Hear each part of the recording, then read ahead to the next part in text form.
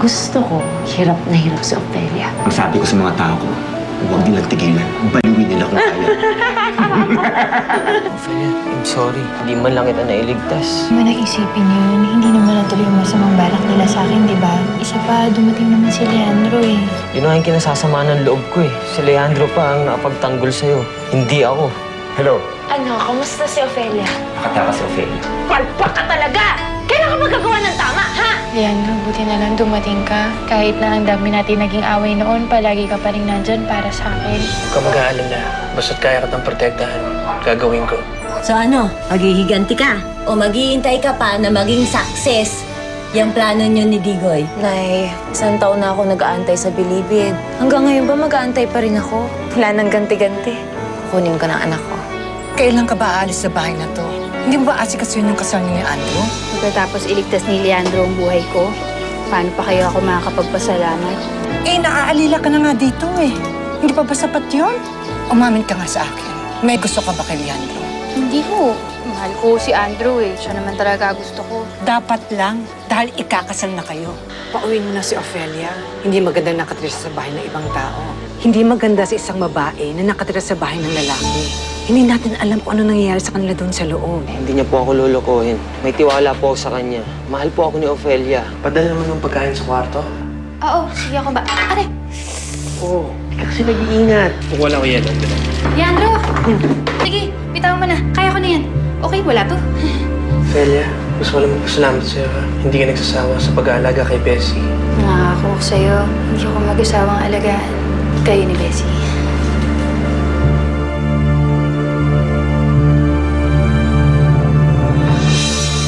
Madali nyo na yung kasal nyo ni Ophelia. Mas mapoprotektahan mo siya pagkasal na kayo. Hindi pwede, Ronald. Ang makasama si na Leandro, ang magpapasaya sa kanya ngayon. May problema, pare. Nakapasaya siya ng mga alkuwar, eh dapat ikaw yung nagpapasaya sa kanya. Pero, anong gagawin ko, Ronald? Hindi ako makaharap sa kanya ng matino. Wala kasi ako nagawa sa kanya eh. Hindi ko siya nailigtas. Saka nako-conscious ka rin kay Leandro. Tama si Nay Miling. Dapat pauwiin mo na si Ophelia at magpakasal na kayo. Dapat kayong dalawa yung gumagawa ng pamilya. Hindi yung napupunta siya sa ibang pamilya. Kausapin mo si Ophelia, Andrew.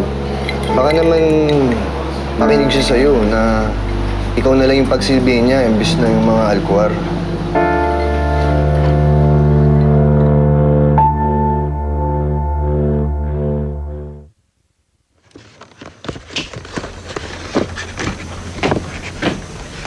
Oh, ate, bakit ang daming manika? Mga regalo ko kay Lara yan. Ang gaganda, no? Sigurado ako magugustuhan ng lahat ng yan. Eh, paano mo naman ibibigay? Tsaka, hindi yun mahilig sa manika. Hindi mahilig. Alam mo, Janela, lahat ng bata mahilig sa manika. Tsaka madalas ko nakikita si Lara dun sa farm na may hawak na manika. Kaya sigurado ko magugustuhan niya mga yan. Eh, paano mo nga ibibigay? Eh, na hindi ka nga makalapit. Hindi ako makalapit kasi hindi ako lumalapit. Pero iba na ngayon. Sawa na akong panoorin siya, tignan. Panahon na para magkita na kami. Eh, paano naman sina Leandro at Bessie? Paki ko sa kanila. Ako ang inano.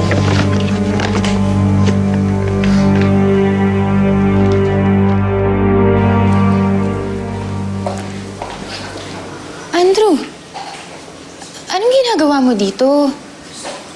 Di ba ang sabi ko sa'yo, kailangan mo munang magpahinga? Ophelia, kailangan kitang makita. Ang dami kong gustong sabihin sa'yo. Ang dami kong gustong gawin na hindi ko nagawa para makabawi ako. Andrew naman eh. Ilang beses ko na sinabi sa'yo eh, okay na nga, di ba? Wala na yun sa akin. Alam mo, nagpapasalamat pa nga ako sa Panginoon dahil hindi ka napuruhan eh. Pero Ophelia, mahal mo pa ba ako? Oo naman. Oo naman, Andrew. Kaya nga kita papakasalan, di ba? Kung ganun, Ophelia, ayusin na natin yung kasal natin. Umalis ka na dito. Umalis ka na dito sa farmhouse. Kumuha na tayo ng pamilya. Gusto kitang protektahan. At kung hindi tayo magkasama, Hindi ko yung magagawa sa'yo. Kanina naalala ko, habang pinagsasamantalahan ka ng mga lalaki, wala akong nagagawa. Ipinapanood lang kita.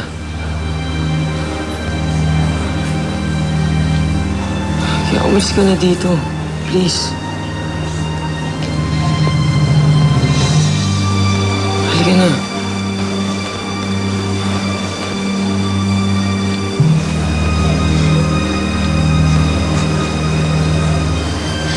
Andrew, alam mo naman na may dahilan kaya ako pumasok sa bahay na to, di ba? Pero sabi mo, di ba, hindi mo na gustong kunin si Cindy? At tanggap mo na magulang niya si Leandro at si Bessie. So wala nang dahilan para manatili ka pa dito. Pero Andrew... Ophelia, umalis ka na dito. Gumawa na tayo ng pamilya natin. Ikaw, ako, at ang magiging anak natin.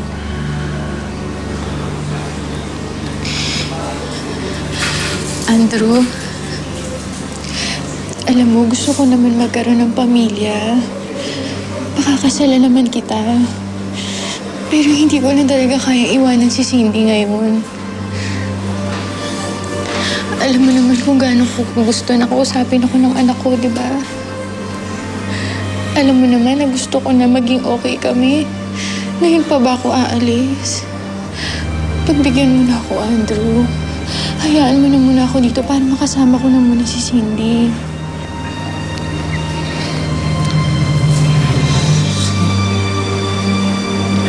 Naiintindihan kita, Ophelia. Alam kong masaya kapag kasama mo si Cindy. Hindi ko papawiin sa iyong ligayang yun.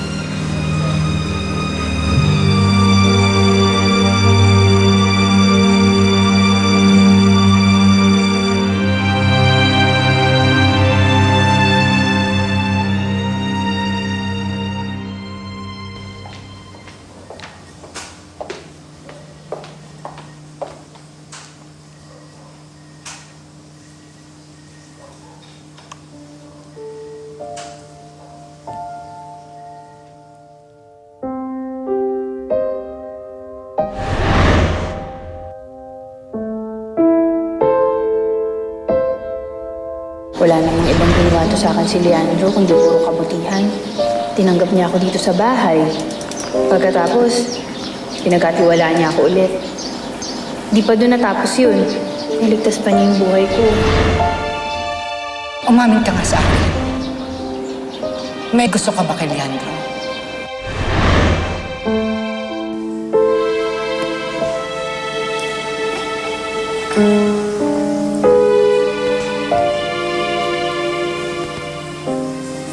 Ophelia? Masi.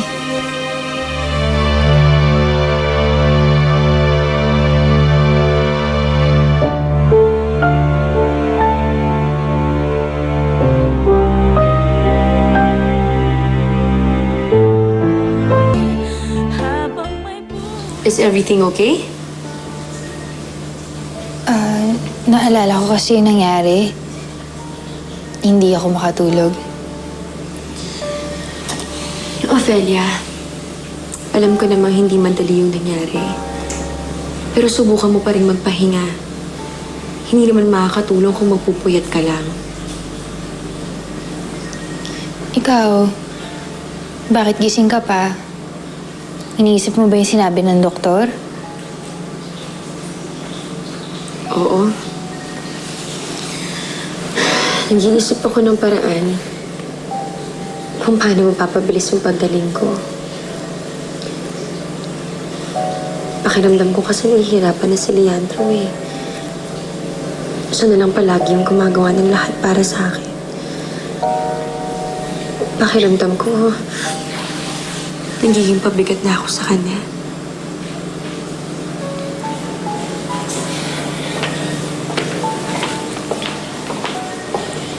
Bessie, malalampasan din natin to, ha? Sana nga.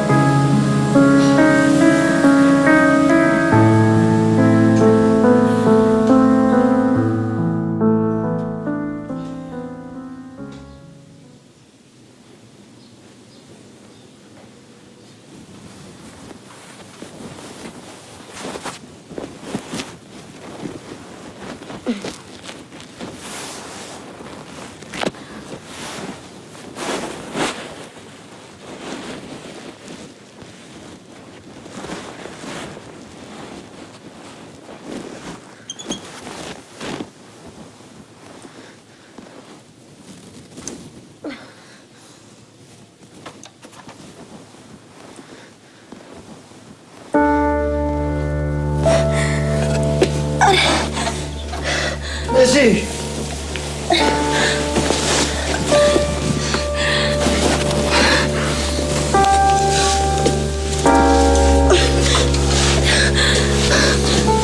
Bessie,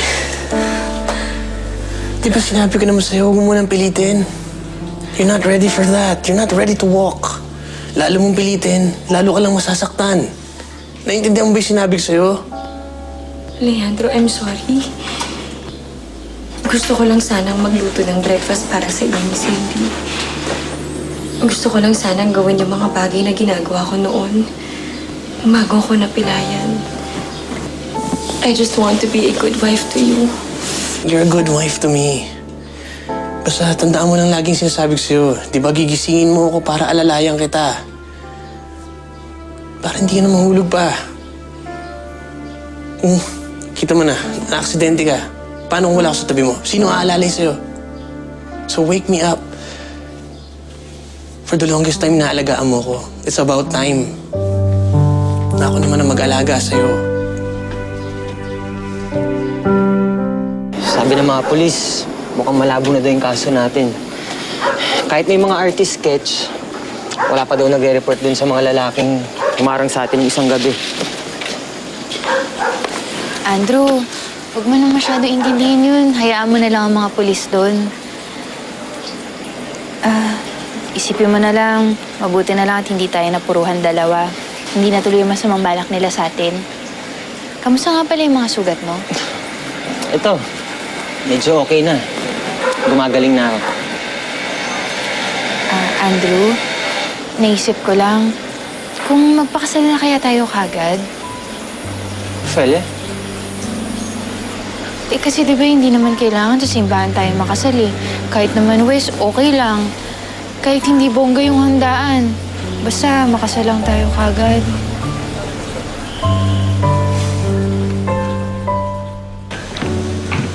Oh, ate, bakit nakabihis ka? Ano pa nga ba? Eh di pupuntahan ko na si Lara. Makikita ko na siya, mahalikan, makakasama. Ate, baka nakakalimutan mo. Ayaw sa'yo ng bata. Kaya pag nilapitan mo yon, lalayuan ka rin nun. Anong ayaw? Hindi na niya ako makikilala. Isang taon na kayo nakakaraan, no? Tsaka ang haba-haba na ng hair ko eh. Ay, naku ate, wag mo nang guloyin yung bata. Kapag nilapitan mo yun, magsusumbong yun kay Ophelia. At kapag nangyari yun, ilalayo niya ulit siya sa'yo. Kaya ate, makontento ka na lang sa pagsilip kay Lara. Janela, namboboso lang yung naninilip, hindi ang ina. Nanay ako, kaya hindi ako makukontento sa silip-silip lang, no? Kukunin ko si Lara. Makikita ko na siya, mayayakap, halikan. Kukunin ko na ang anak ko. Bye!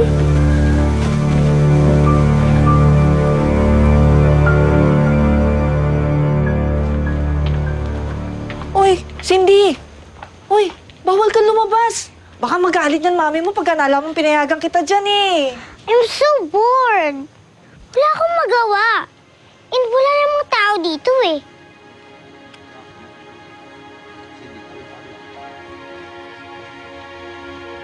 Wow. Uy! Bata ka, huwag mo galawin yan. Baka mamaya, kung ano naman yan, baka mamaya bomba yan eh. Wow! Ang gaganda.